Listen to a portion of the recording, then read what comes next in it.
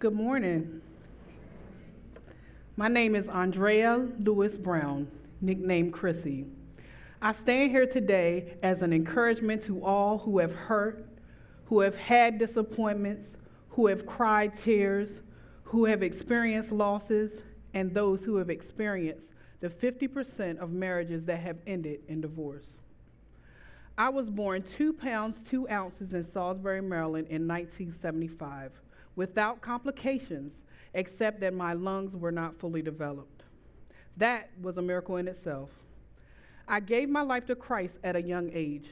I can't really remember what age, but I was young enough to think that being born again meant going back into my mother's stomach. And believe me, my mother kept me in church every Sunday. When I was a young child, I was physically abused by a family member, and I was molested by 2 adult males. That sent me into a tailspin of self-doubt, depression, and anxiety. I did my best not to let it show, and I remember thinking to myself after the second adult male was inappropriate to me, do I have a sign molest me written on my forehead? No child should ever think such a thing. It's just not right. Throughout my schooling, I played the clarinet and was on the track team. As I said earlier, my mom had me in church every Sunday, and my father talked to me all the time about life and things to look out about drugs. He would take me riding around the neighborhood and point out different things I shouldn't be involved in. I had parents that loved me, but yet I still felt empty inside.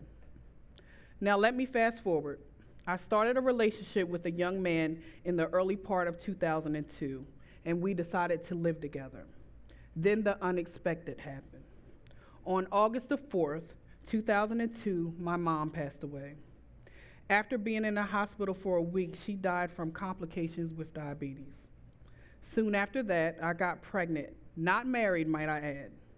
I was deeply depressed, and 5 months into my pregnancy, I tried to commit suicide. I was in a horrible state of mind, but after I took the pills, I had regret and prayed to God, please take me, but spare my baby. I drove myself to the hospital praying that prayer the whole ride, and I was so ashamed. How could I do this and I'm pregnant? I remember a nurse looking at me in such disgust, and I didn't blame her either. How could I have done such a horrible thing with a life growing inside of me? They checked on the baby and he was okay. They kept me there for about a week, and I was being monitored frequently. I started feeling a bit better, but that wouldn't last. 2 weeks after my due date, I went to the doctor on July 21st, 2003, and he couldn't find a heartbeat. They sent me to the hospital to get a sonogram just to find that my baby had passed away. They induced labor that day, and I delivered him the next afternoon of July 22nd, 2003. Later that year, I got pregnant again. During the whole pregnancy, I was in fear that this baby would die too. While I was pregnant, we finally got married in March of 2004. I delivered my first living son, July 27th, 2004, 1 year and 5 days after our stillborn son. So there I was, a new wife, a new mom, but still grieving over the death of my mom and my stillborn son. I just couldn't get it together. I prayed and I prayed and I prayed, and I would even cry myself to sleep. I love the Lord, so why am I feeling like this? Isn't the Lord supposed to take our burdens away? So why do I continue to feel this way? I felt like a dark cloud was hanging over my head at all times. Soon I couldn't even muster the strength to take care of myself, much less be a wife and a mother. I felt overwhelmed. I blamed myself for my son's death, so I carried that with me every day, and I miss my mother deeply. All this took a toll on my marriage. Ultimately, my husband and I separated twice, and we're talking long separations. A year the first time, and about 2 years the second time. After reuniting, following the second separation in 2007, I got pregnant again with my youngest son. Things seemed better this time, but old habits came back for the both of us. I began to be withdrawn, not talking to him, not feeling like being involved with anything. He began to come home from work later and be out and about on weekends. Our heated discussions also began to be more frequent. Those old habits crept up like a cat burglar.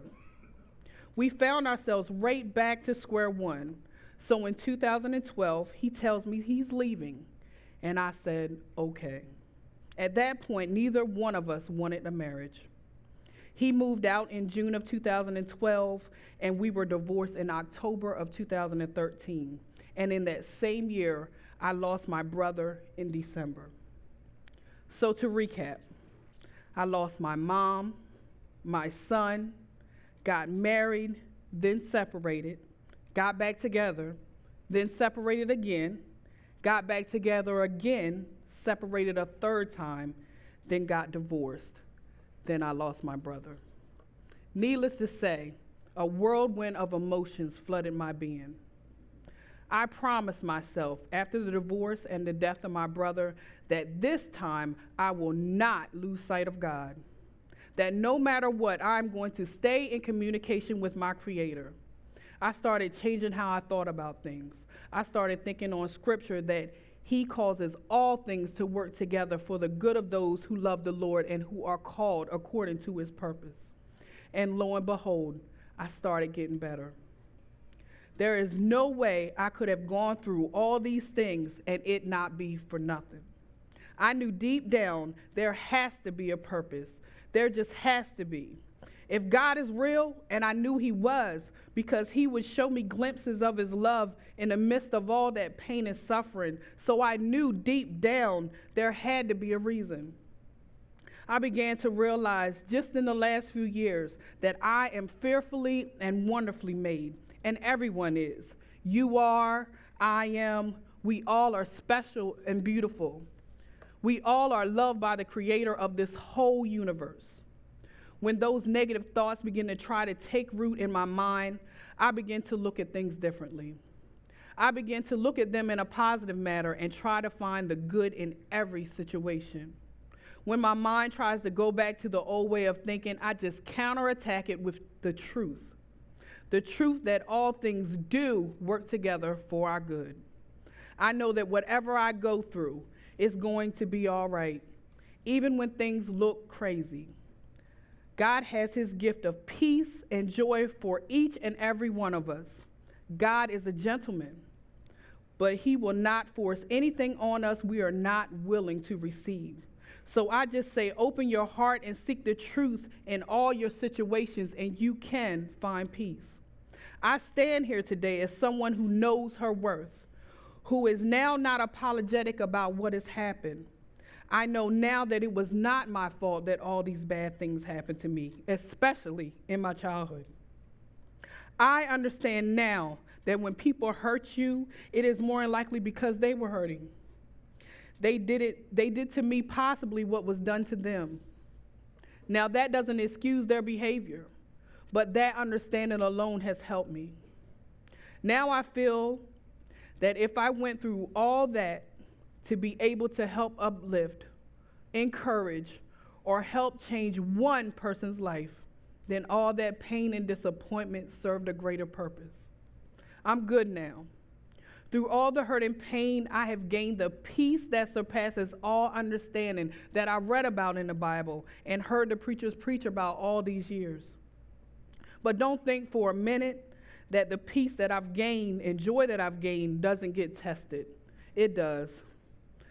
But it doesn't take me long to come back to my senses and back to the peace, joy, and love that I have been so graciously given.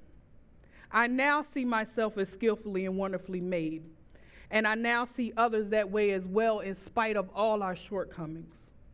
I always keep in mind that we are all in this journey together.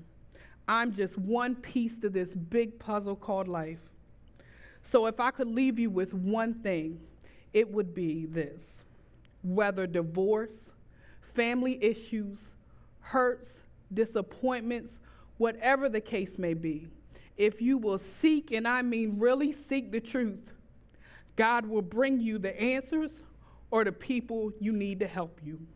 He will do it, I know, because I am a living witness. I am living proof that there can be joy on the other side of pain, depression, and yes, even divorce. Thank you for listening to my story.